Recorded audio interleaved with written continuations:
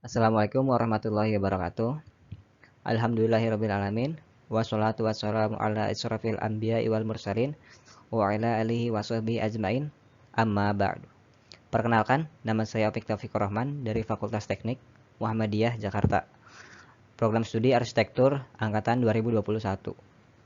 Sebagai syarat untuk memenuhi nilai tugas mata kuliah Teknologi Bangunan Tak Bertingkat, di sini saya akan sedikit mempresentasikan atau menjelaskan bahan material alami dan bahan material buatan yang digunakan pada arsitektur modern dan arsitektur vernakular. Nah, sebelum masuk ke pembahasan, kita perlu tahu nih, apa itu material bangunan. Tentunya material bangunan itu berbeda dengan material atau bahan untuk membuat kerajinan. Jadi, material bangunan itu adalah setiap material atau bahan yang digunakan untuk tujuan konstruksi. Jenis-jenis material bangunan pada dasarnya dibedakan menjadi dua klasifikasi besar, yaitu bahan bangunan alami dan bahan material buatan. Material alam adalah salah satu bahan bangunan atau konstruksi yang sejatinya murni didapat dari alam, tanpa adanya campur tangan manusia. Di antara jenis material alam yang menjadi kebutuhan primer antara lain tanah, batu, pasir, kayu, dan lain-lain. Sementara itu, bahan material buatan merupakan bahan bangunan yang berasal dari alam atau produk hasil praktek sintetis manusia yang diolah lebih lanjut untuk dapat digunakan sebagai bahan bangunan yang kokoh dan baik, seperti kaca, besi, semen, baja, dan lain-lain. Nah, sebenarnya ragam arsitektur itu banyak ya jenisnya. Akan tetapi pada kesempatan kali ini saya ditugaskan untuk menjelaskan material yang digunakan pada arsitektur modern atau ikonik dan arsitektur vernakular atau arsitektur tradisional. Yang pertama adalah arsitektur vernakular. Kata vernakular dalam istilah arsitektur berasal dari bahasa Latin, yaitu vernaculus yang artinya lokal, domestik, atau asli pribumi. Jika didefinisikan secara luas, maka arsitektur vernakular adalah teori arsitektur yang mempelajari bangunan yang dibuat oleh penduduk asli tanpa campur tangan profesional. Arsitektur vernakular mengandung filosofi lokal yang sangat kuat dan bersifat konstekstual, sesuai dengan zamannya. Nah, sebagai contoh, saya ambil salah satu rumah tradisional Pekon Hujung di Lampung Barat. Kata Pekon merupakan sebutan untuk desa atau kampung dalam bahasa Lampung. Pekon Hujung berarti desa ujung, yang tepatnya berada di Kecamatan Belalau, di bagian ujung Kabupaten Lampung Barat, Provinsi Lampung, yang berbatasan langsung dengan Oku Selatan, Provinsi Sumatera Selatan. Berpenduduk sekitar 6.000 jiwa dengan jumlah kepala keluarga sebanyak 1.300 kepala keluarga, masyarakat Pekon Hujung masih menggunakan lamban khas berbentuk panggung dan bermaterial kayu sebagai rumah tinggal. Meskipun terlihat banyak perbedaan antara bentuk satu dan bentuk lamban lainnya di Pekon Hujung. Dalam rumah ini ada beberapa material alami dan beberapa material buatan. Di antaranya ada ijuk sebagai atap, ada kayu sebagai konstruksi rumah, bambu sebagai dinding rumah, dan seiring berkembangnya zaman, rumah ini mulai menggunakan atap, seng, dan material kaca. Bahan material alami yang pertama ada ijuk sebagai atap rumah. Ijuk merupakan jenis atap yang terbuat dari tanaman aren yang tumbuh di antara pelepahnya. Penutup atap ijuk akan memberikan kesan alami dan kesejukan pada sebuah bangunan. Atap ijuk biasanya dapat bertahan lama, antara 15 hingga 50 tahun, tergantung dari kondisi lingkungan setempat. Penutup atap ini mempunyai kemiringan atap lebih dari 40 derajat. Dimensi dari atap ijuk merupakan lembaran-lembaran ijuk yang tipis, memiliki panjang yang dapat disesuaikan berdasarkan kebutuhan. Adapun kelebihan menggunakan atap ijuk diantaranya, dengan menggunakan atap ijuk, fasad rumah terlihat lebih alami dengan harga terjangkau. Atap ini memiliki ketahanan yang baik, sangat tahan lama dan mampu memberikan hawa sejuk ke dalam ruangan. Adapun kekurangan atap ijuk yaitu sulit melakukan penggantian, rawan bocor saat hujan deras, dan rawan terjadinya kebakaran karena termasuk bahan yang mudah terbakar.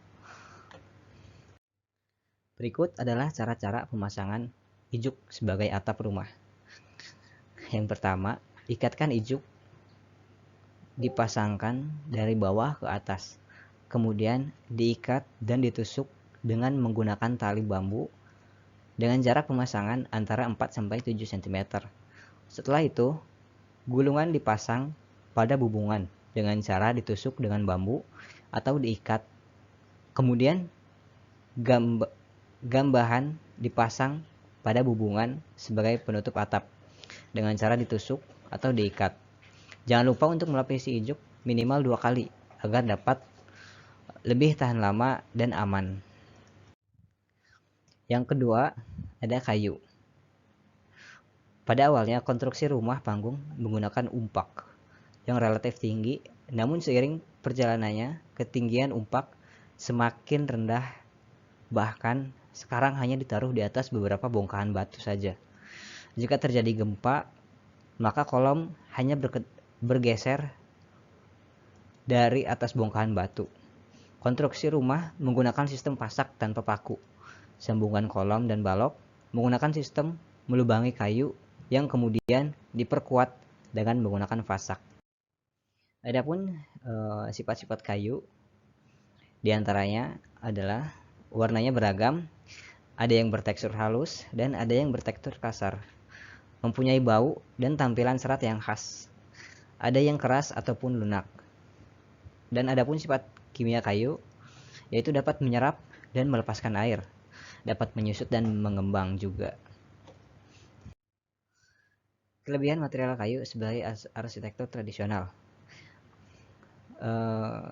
Bahan alami yang dapat diperbarui, dapat dibuat dengan berbagai macam desain dan warna, memiliki efek hangat, bahkan bisa digunakan sebagai penyekat yang baik pada perubahan suhu di luar rumah.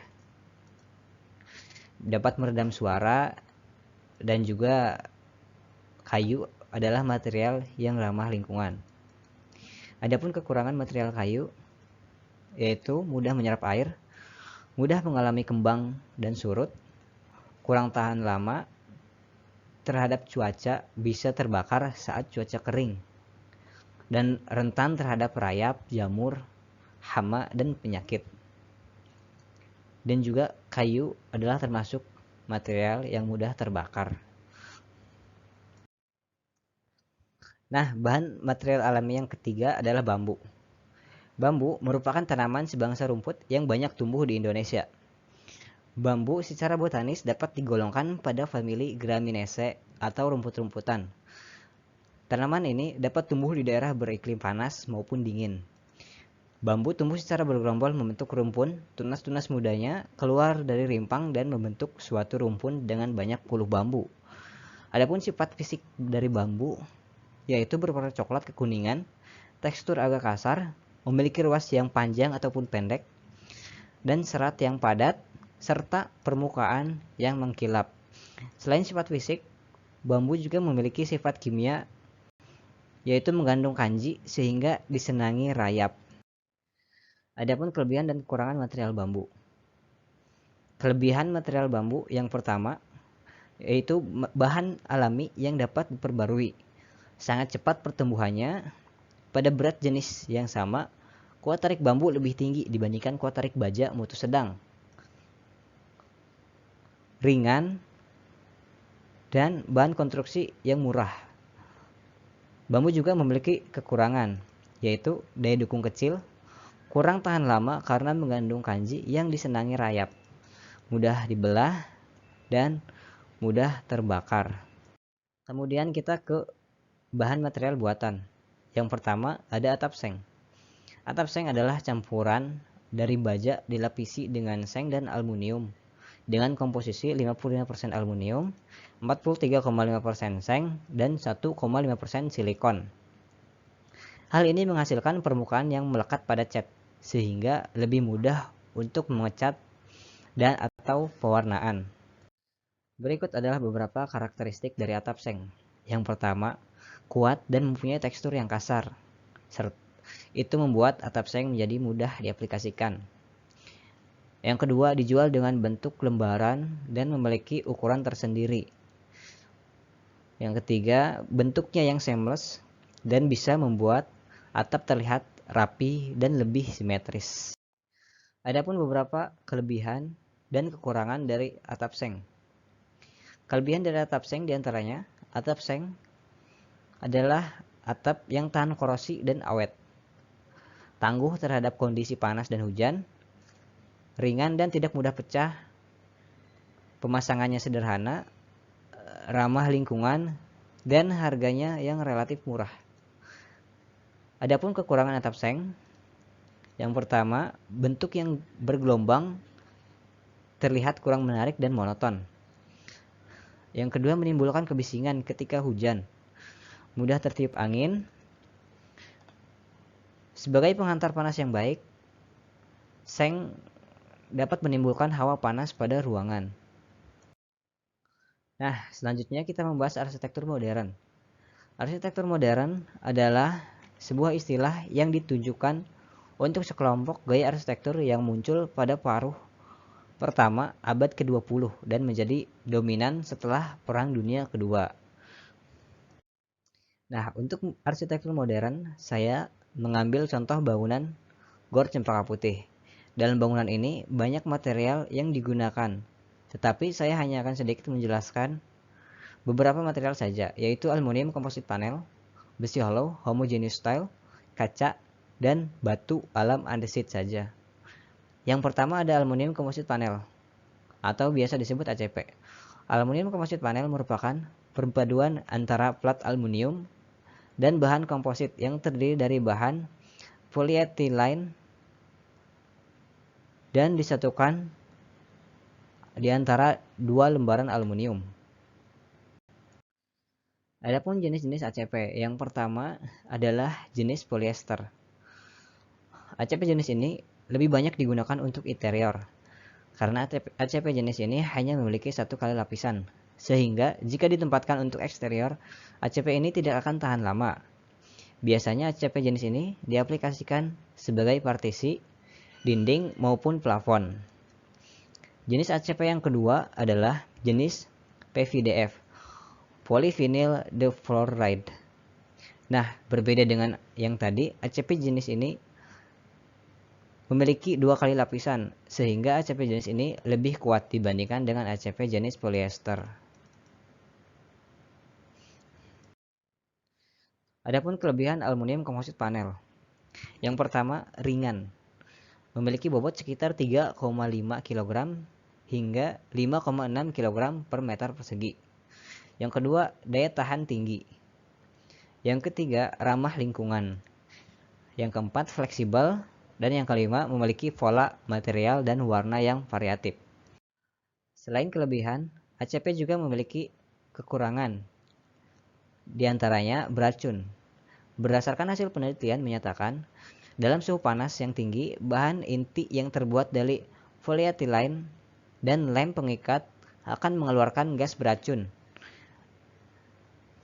Yang kedua, mengembung. Dalam suhu yang tinggi, lapisan inti bisa mengembung. Yang ketiga, kekuatan terhadap tekanan angin yang kurang.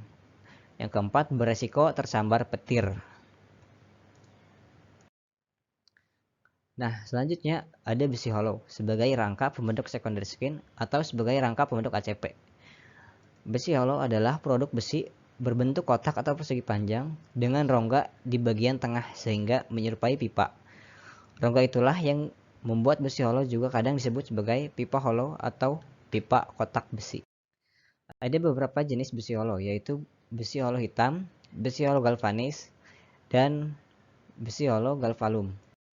Adapun beberapa kelebihan dan kekurangan besi hollow.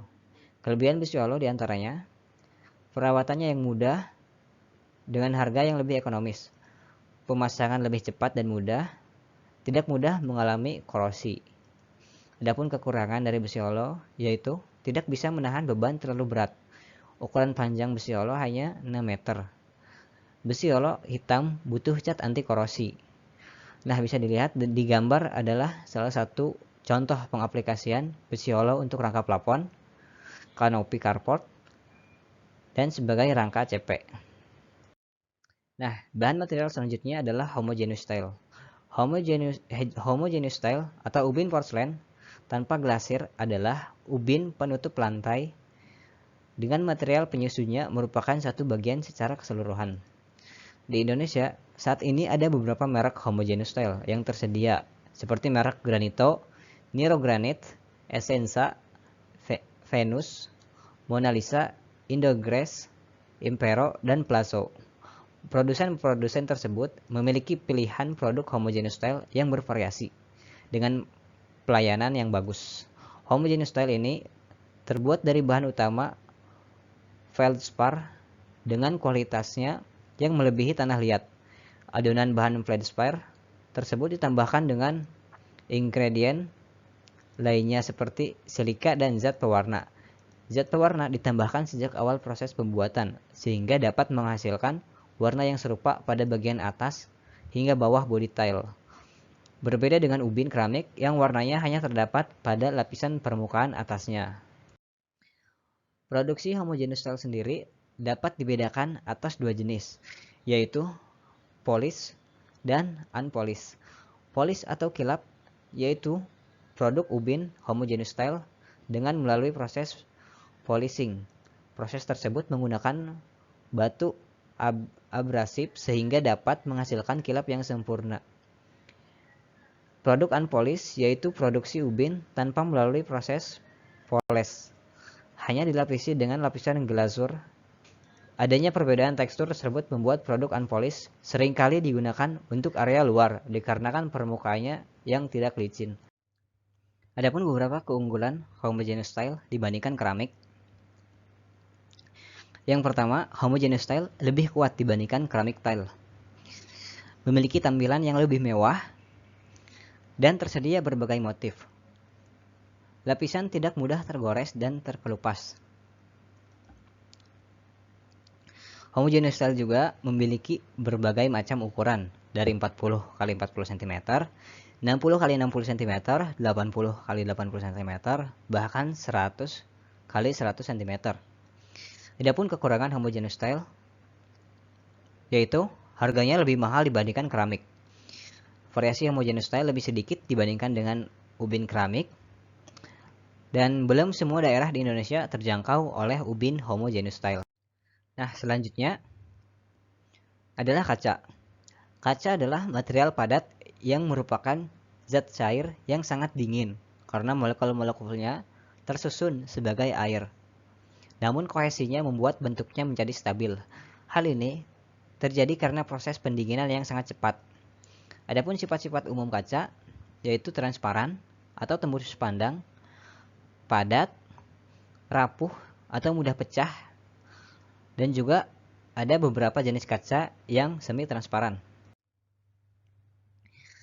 Ada berbagai macam jenis kaca, diantaranya kaca bening, kaca warna, kaca es, kaca reflektif, kaca tempered, dan kaca laminate. Kaca bening, kaca ini sering juga disebut sebagai float glass. Kaca ini tidak berwarna serta memiliki permukaan yang sangat bersih dan rata. Kaca ini banyak digunakan pada eksterior maupun interior bangunan, baik di rumah tinggal atau di gedung bertingkat. Kaca ini dapat digunakan untuk perabotan rumah tangga. Selanjutnya, kaca warna. Kaca ini biasa disebut dengan kaca ribbon atau stained glass. Kaca ini merupakan kaca float yang diberi warna dengan sedikit menambahkan logam pewarna. Dengan warna pada kaca, maka sifat tembus pandang kaca menjadi lebih rendah sehingga dapat memberikan privasi kepada penghuninya. Kaca ini lebih banyak digunakan pada eksterior bangunan, baik untuk pintu dan jendela. Kemudian ada kaca es. Kaca es merupakan kaca dengan tekstur pola tertentu pada salah satu sisinya. Karakter dari kaca ini memberikan efek dekoratif, efek pencahayaan, dan efek pembayangan yang menarik, serta mampu mereduksi silau secara maksimum. Selanjutnya, kaca reflektif.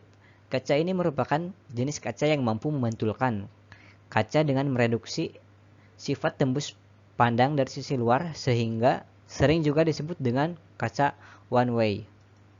Lapisan kaca ini bersifat memantulkan cahaya dan panas, serta mampu memberikan penampilan yang mewah.